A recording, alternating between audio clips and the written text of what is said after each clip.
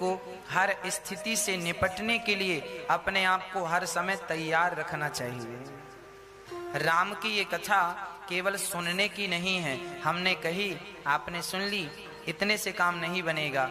राम जी की जो कथाएं हैं, राम जी का जो जीवन है, राम जी के जीवन जीने की जो कला है, राम जी अपने जीवन को कैसे जीते हैं। घास की कुटिया में बड़ी प्रसन्नता से रह रहे हैं। हमें सुखी होने के लिए करोड़ों की दौलत नहीं चाहिए। जिनके पास करोड़ों की दौलत है उनसे पूछ लीजिएगा कि वो कितने सुखी हैं। अरे सुखी रहने के लिए मन में संतोष चाहिए। यदि संतोष है तो मैं घास की झोपड़ी में भी बड़ा प्रसन्न रहूंगा, और संतोष नहीं है तो मैं सोने के महलों में भी प्रसन्न नहीं रहूंगा, क्योंकि संतोष नहीं है। मन में उथल पुथल मची हुई है, चाहत चल रही है, ये मिल जाता, ये मिल जाता, ये कर लेते, वो हो जाता। ये इच्छाएं जो हैं हम सभी को तंग करती रहती हैं। अच्छा, राम जी के जीवन में कोई इच्छा नहीं थी। बताओ, क्या राम जी की राजा बनने की इच्छा थी? बताओ, हाँ या ना? नहीं। पिता ने कहा राम जी राजा बन जाओ। हाँ हाँ, आपकी आज्ञा, बन जाएंगे। अच्छा, पिताजी ने कहा राम जी वनवास चले जाओ। हाँ हाँ, आपकी आज्ञा, चले जाएंगे। राम जी की अपनी कोई इच्छा नहीं है। पिता ने कहा राजा बनना है, तैयार हो गए। माँ ने कहा वनवास जाना है, तैयार हो गए। राम जी की अपनी कोई इच्छा नहीं। आज दुनिया में दुखी वही लोग हैं भक्तों जिनकी इच्छाएं ज्यादा हैं। आप लोग अपनी इच्छाओं के हिसाब से चलते हैं, यही आपके दुख का कारण है। और संत लोग, हम अपनी बात करें, हम अपनी इच्छाएं कभी नहीं चलाते। हमें पता है कि हमारी इच्छाओं का कोई महत्व नहीं है, होगा वही जो भगवान को मंजूर होगा। इसीलिए हम तो अपने आप को भगवान के कदमों में डाल चुके हैं। अब हमारी इच्छा से हम नहीं जी रहे हैं, अब तो भगवान की इच्छा से हम जी रहे हैं। ये जिंदगी हमारी इच्छा से नहीं चल रही है, ये जिंदगी भगवान की इच्छा से चल रही है। यही है समर्पण। हाँ, यही है समर्पण। ये भगवान के चरणों का समर्पण है। राम जी जब चित्रकूट में थे तो राम जी से मिलने के लिए वहां के जंगल के कोल, भील, किरात ये लोग आए। राम जी के लिए कंद मूल फल लेकर आए। जंगली लोग जो जंगल में कोल भील रहते हैं, जंगली लोग, वो लेकर आए और राम जी से उन्होंने कहा वाह, पहली बार उन्होंने जंगल में रहने वाले लोग राम जी को देख रहे हैं। अब देखिए, बताओ इन जंगल के कोल भीलों ने कौन सा पुण्य किया है? कोई पुण्य नहीं किया, पर आज राम जी का दर्शन इन्हें सहज में हो गया कि नहीं? जब राम जी की कृपा होती है तो सहज में ही राम का दर्शन हो जाता है। प्रिय भक्तों, ये राम जी की कृपा है। वो कोल भील कंद मूल फल दोनों में भर भर के ला रहे हैं। दोना में कोई फल ला रहा है, कोई कुछ ला रहा है, सब ला रहे। राम जी सबके हाथ से फल लेते जा रहे हैं और सबकी प्रसन्नता के लिए राम जी खाते जा रहे हैं। खा रहे हैं राम जी। एक कोल भील बोले आपस में, सुनो, ये कितने सुंदर हैं। ऐसा लग रहा है हम यहाँ बैठे रहें और ये यहाँ रहें, हम इन्हें देखते रहें। कोल भील बोले सुनो राम जी, अब आप यहाँ से कहीं जाना मत, हम आप लोगों की पूरी सहायता करेंगे। यहाँ बड़े बड़े तालाब हैं, झरने हैं, जंगल हैं, गुफा है, हम आपको सारा घुमाएंगे, सब दिखाएंगे। एक कोल भील ने कहा कि क्यों, क्या ये राम जी कभी हमें देखेंगे, हमें स्वीकार करेंगे? हमने तो कोई पुण्य नहीं किया, कोई तपस्या नहीं की, हमारे पास तो कोई धन दौलत नहीं है, क्या ये हमें कभी देखेंगे? क्या ये हमें कभी स्वीकार करेंगे, अपनाएंगे? तब एक कोल बोला, चौपाई गोस्वामी जी लिख रहे हैं उस व्यक्ति ने कहा कि देखो राम जी को क्या पसंद है, राम ही केवल प्रेम प्यारा, पर जान ले जो जानने हारा। ये राम जी हैं, ये भगवान हैं। इन्हें व्यक्ति का रूप और रंग पसंद नहीं है, व्यक्ति का स्वभाव पसंद है, व्यक्ति का प्रेम पसंद है। भगवान किसी के रंग रूप को नहीं देखते, भगवान किसी की जात पात बिलादरी नहीं देखते, भगवान किसी का मजहब और धर्म नहीं देखते। भगवान तो भक्त का प्रेम देखते हैं, अनुराग देखते हैं। राम ही केवल प्रेम प्यारा। ऐसे भगवान कहाँ होंगे जो अपने भक्तों के केवल प्रेम के बल पर उन्हें तार देते हों। एक कोल भील ने कहा, सुनो राम जी, हमने आप पर बड़ी दया की है। देखो उनके बोलने का ढंग क्या है। हमने आप पर बड़ी दया की है। क्या दया की? तुमने राम जी पर कौन सी दया कर दी? कोल भीलों ने कहा, जंगल के भीलों ने कहा, हमारे पास से कोई आ जाए तो हम उसे कभी छोड़ते नहीं है, मतलब लूट लेते हैं। जंगल के लोग लूट लेते हैं। पर क्या बताएं, आपको जब से देखा है आपको लूटने का मन ही नहीं करता।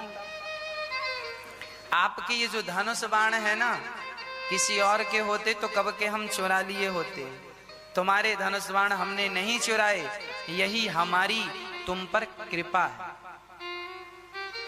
राम जी उनकी प्यार भरी बातों को सुनकर मुस्कुरा रहे हैं। राम जी बड़ा प्रेम कर रहे हैं। और यहाँ पर राम जी चित्रकूट में विश्राम कर रहे हैं और वहाँ निषाद राज और केवट वापिस जा रहे हैं। और जब वो वापिस गए तो वहाँ पर सुमंत्र जी खड़े मिल गए। सुमंत्र जी को देख करके निषाद ने कहा, आप गए नहीं? आपको तो राम जी ने कब का कह दिया था कि आप जाइए। तब कह दिया सुमंत्र जी ने, मैं कैसे जाता। सुमंत्र जी ने जब देखा कि निषाद राज और केवट खाली हाथ आए, उन्हें लग रहा था शायद निषाद और केवट के साथ राम जी लौट कर वापिस आ जाएं, तो मैं राम जी को लेकर चला जाऊंगा। पर राम जी तो वापिस नहीं आए। सुमंत्र जी जोर जोर से रोने लगे। राम राम सिया लखन पुकारी, परऊं धरन तल व्याकुल भारी। हाँ राम, हाँ जानकी, हाँ लखन, ऐसा कह के सुमंत्र जी जमीन पर गिर पड़े। आप कल्पना कर सकते हैं कि बेटी की विदाई इतनी दर्दनाक होती है, तो जो लोग राम को विदा कर रहे होंगे उनके दिलों में क्या गुजर रही होगी, उनके मन में क्या चल रहा होगा। सुमंत्र जी ने कहा, मैं कैसे चला जाता। जब से राम जी गए हैं ना, तो ये जो घोड़े हैं, रथ में जुते हुए घोड़े हैं, नहीं तृण चराही न पियाही जलू, मोचाही लोचन बारी, व्याकुल भय निषाद सब, रघुवर बाजी निहारे। जिस दिन से राम जी गए हैं ना, निषाद जी बोल रहे हैं गंगा पार करे, तो ये घोड़े टुकुर टुकुर राम जी को देखते रहे और अश्रु बहाते रहे। जिस दिन से राम जी इन्हें छोड़कर गए हैं, ये रथ के घोड़े, जिस रथ पर चढ़कर राम जी यहाँ तक आए, उन रथ के ये घोड़े अब चारा नहीं खा रहे हैं। चारा नहीं खा रहे हैं। मानो मानो ये घोड़े कह रहे हैं कि हम राम जी को छोड़कर, राम जी के बिना अब कहाँ जाएं, कैसे जिएं, हमारा जीना अब व्यर्थ है। बड़ी भावना से, बड़े प्रेम से सुमंत्र जी, केवट और निषाद तीनों लिपट लिपट कर रो रहे हैं राम के बिना। और उन घोड़ों की हालत तो देखी नहीं जाती। जबरदस्ती घोड़ों को अयोध्या की तरफ किया और रोते सिसकते श्री सुमंत्र जी अयोध्या की ओर चल रहे हैं। चलते चलते सोचते जा रहे हैं, यदि मैं दिन को अयोध्या में गया तो सारे लोग घेर कर पूछेंगे राम को नहीं लाए, तो मैं क्या जवाब दूंगा। तो पूरा दिन अयोध्या के बाहर जंगलों में सुमंत्र जी ने दिन को बिताया और शाम होते ही तुरंत अयोध्या की तरफ प्रस्थान करते हैं सुमंत्र जी। सिर नीचे करके धीरे धीरे चलते हुए, आंखों में अश्रु भरते हुए सुमंत्र जी दशरथ जी के पास जाते हैं। दशरथ जी अभी तक जिंदा थे।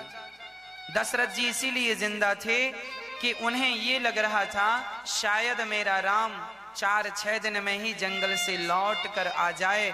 वो लौट कर आएंगे, इस उम्मीद से वो राम का दर्शन कर पाएंगे। इस उम्मीद से उन्होंने अपने प्राणों को बचा करके रखा है।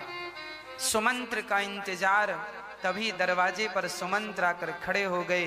दशरथ जी ऐसे सुमंत्र को देखते, अरे सुमंत्र आ गए, बताओ मेरे राम आए, मेरे लक्ष्मण, मेरी सीता कहाँ है।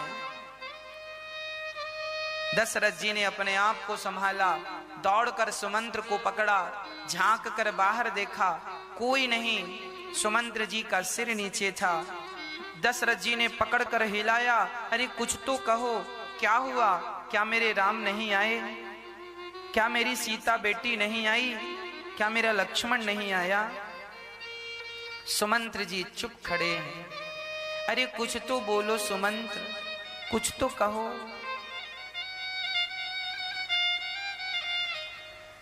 तब सुमंत्र जी ने कहा, प्रभु जब वो यहां से गए, तमसा नदी के तट पर विश्राम किया है, श्रृंगवेरपुर पहुंचे, केवट ने नाव लाकर राम जी को बिठाया, उस पार चले गए और मुझे इस पार ही विदा होने की आज्ञा दे दी। मैं चला आया। मैंने बहुत कहा कि आपके पिताजी आपको कहे हैं कि 4 दिन बाद ही लौटकर आ जाना, पर राम जी ने कहा, क्या मैं अपने पिता के वचनों को छोड़ दूं। सुमंत्र जी ने लाख समझाया, पर राम जी अपनी मर्यादा का उल्लंघन नहीं करते, मर्यादा को नहीं तोड़ते। अब तो दशरथ जी सुन रहे हैं, हाँ हाँ मेरे लक्ष्मण ने क्या कहा। सुमंत्र जी कह रहे हैं कि लखन कहे कछु बचन कठोरा, बरजी राम पुनि मोहि निहोरा। लक्ष्मण जी ने जरा कठोर शब्द कहे हैं। लक्ष्मण जी ने सुमंत्र जी से कह दिया था कि जाओ कह देना अपने राजा से कि उनके तो एक ही बेटा है, केवल भरत, बना दें उसे राजा, हम तो जंगल में ही अच्छे हैं। जब लक्ष्मण जी ने ऐसा कहा तो राम जी ने डांटते हुए कहा, लक्ष्मण अपने पिता के लिए ऐसे शब्दों का प्रयोग नहीं करना चाहिए, वो तुम्हारे पिता हैं। हाथ जोड़कर राम जी ने सुमंत्र जी से कहा कि लक्ष्मण बालक है, इसने जो कहा वो पिता को मत कहना, नहीं पिता को बड़ा दर्द होगा। पर सुमंत्र जी ने सारी बात कह दी कि लक्ष्मण जी ने आपके लिए कठोर शब्द कहे हैं। सुमंत्र जी समझ गए, क्यों ना कहे वो लक्ष्मण कठोर शब्द। हाँ ठीक ही तो कहता है। राम राम कह करके, राम राम कह करके दशरथ जी जमीन पर गिर पड़े। सारी रानियां वहां इकट्ठी हो गईं, राम नहीं आए ये सुनकर करी बिलाप सब रोवहि नारी। करे बिलाप सब रोवहि रानी। महाविपति किमि जाय बखानी। सुनि विलाप दुख हूँ दुख लागा। धीरज हूँ कर धीरज भागा। गोस्वामी तुलसीदास जी लिख रहे हैं कि जब दशरथ जी ने ये सुना कि राम लक्ष्मण सीता नहीं आए, रानियों ने ये सुना, कौशल्या सुमित्रा आदि रानियों ने सुना कि राम लक्ष्मण सीता नहीं आए, तो विलाप करने लगे। सारे नगरवासी रोने लगे। सारे नगरवासी रो रहे हैं, बच्चों से लेके बूढ़े तक रो रहे हैं। राम नहीं आए, क्या राम अब कभी नहीं आएंगे? क्या हम राम को देखने के लिए जिंदा रह पाएंगे? सारे लोग रो रहे हैं। गोस्वामी तुलसीदास जी कहते हैं कि अयोध्या में इतना दुख था कि उस दुख को देखकर दुख को भी दुख हुआ। दुख को भी दुख हुआ और सबका धीरज टूट गया। सब राम राम राम कहकर सब विलाप करने लगे।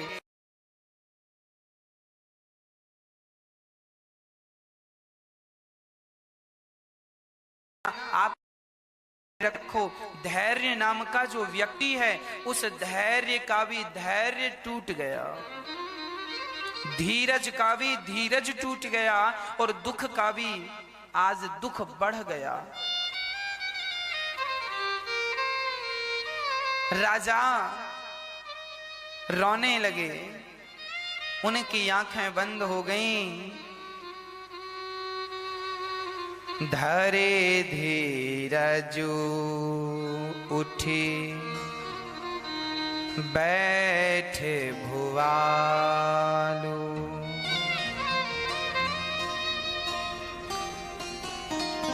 धीरज धरा रहे हैं सुमंत्र जी। तब दशरथ जी आंख बंद किए हैं और राम राम कहते रोते हुए कह रहे हैं, कौशल्या मुझे याद आ गई कि मुझे किस पाप का दंड विधाता दे रहे हैं। कौशल्या जी ने कहा, आपने कोई पाप किया है? हाँ, मैंने एक पाप किया था। कितना भी छिपाऊं मैं वो पाप, पर वो पाप तो प्रकट हो ही जाते हैं। एक बार मैं गया शिकार खेलने और वहां मैंने एक माता पिता की सेवा करने वाले एक बच्चे को मैंने बाण मार दिया। उसका नाम था श्रवण कुमार। जब वो छाती पर बाण लगा तो मुझे लगा कि मैंने किसी हिरण को बाण मारा है, पर जाकर देखा तो वहां हिरण नहीं, वहां एक सुंदर सा बालक था। मैंने जाकर देखा उसकी छाती से रक्त लहू गिर रहा था। मैंने पूछा, बेटा तुम कौन हो? उन्होंने कहा, मेरा नाम श्रवण है। मैं अपने माता पिता को चारों धाम की यात्रा करा कर लौट रहा हूँ। उन्हें प्यास लगी थी, मैं पानी भरने आया और मुझे बाण लग गया। दशरथ जी रोने लगे, हे विधाता मैं कैसा अभागा हूँ। एक ऐसा बेटा जो अपनी माँ को कंधे पर बिठाकर चारों धाम की यात्रा कर रहा है, मैंने उस बेटे को बाण मार दिया। मेरे से अपराध हो गया। श्रवण ने कहा, सुनिए मेरे माता पिता प्यास से तड़प रहे हैं, जरा ये जल मेरी माँ को मेरे पिता को पिला दो। मैं तो मर रहा हूँ, पर मैं अपनी माँ और मेरे पिता को मैं प्यासा नहीं देख सकता। दशरथ जी उस घड़े में जल लेकर चलने लगे।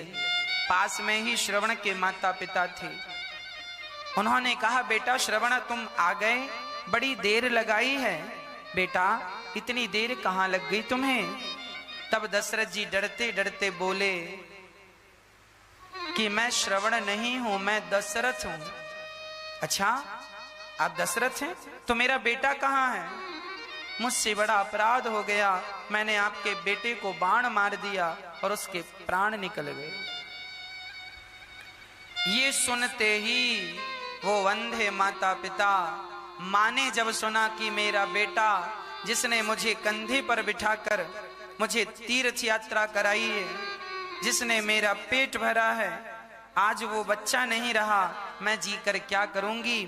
तुरंत पुत्र के वियोग में वो मां मर गई और वो पिता मरने के पहले श्राप देकर गया, अरे दशरथ,